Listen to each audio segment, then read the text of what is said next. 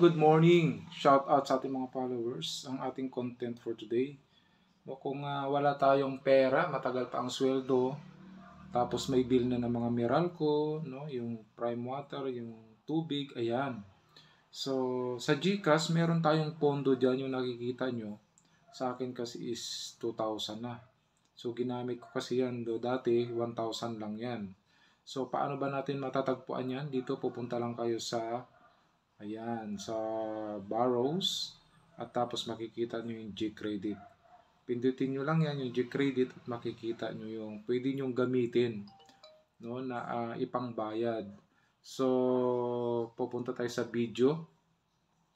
Ayan, punta natin yung video para makita nyo kung paano yung process, no, na makikita natin yung ating pwedeng gamitin para sa pangbayad sa bill. Ayan. Kaya kung wala kayong pera at wala pa yung inyong sweldo, pwede nyong gamitin yan. So, ayan yung ating borrow. Ipipress lang natin siya.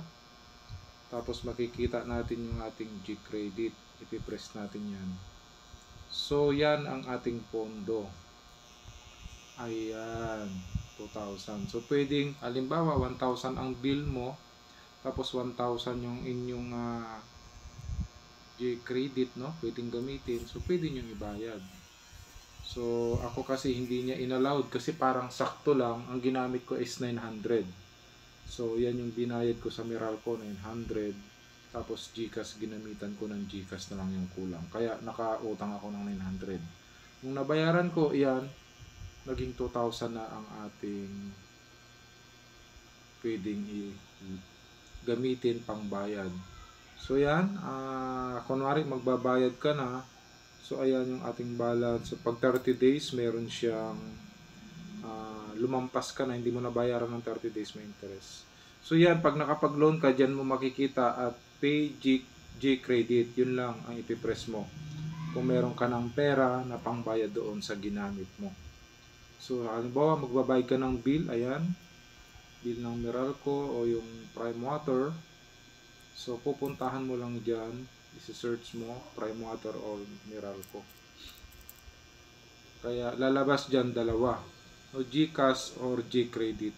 Kaya, yung G-Credit nyo, gamitin nyo yon, hindi nyo lang napapansin, meron kayong pera na pwede nyo gamitin pang bayad ng Meralco. So, ayan ang proseso.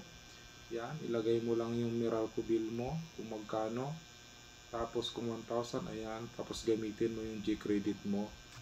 Tuloy-tuloy na yon. Ganyan ang lalabas. No? Ilagay mo yung customer account number, email, at payment. So, pagka next mo, lalabas dyan dalawa, G-Credit or GCash kung may laman ng GCash mo.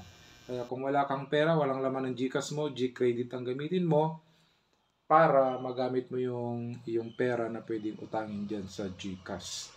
Ayan. So, pakishare po, like, subscribe yung ating channel para malaman ng iba na kapag wala pa tayong sweldo, sahod, wala pang pera, wala pang laman ng GCash, pwede natin gamitin ang G-Credit pang payment sa Meralco, sa bill natin sa tubig, para makaluwag-luwag tayo, hindi tayo magipit. Okay?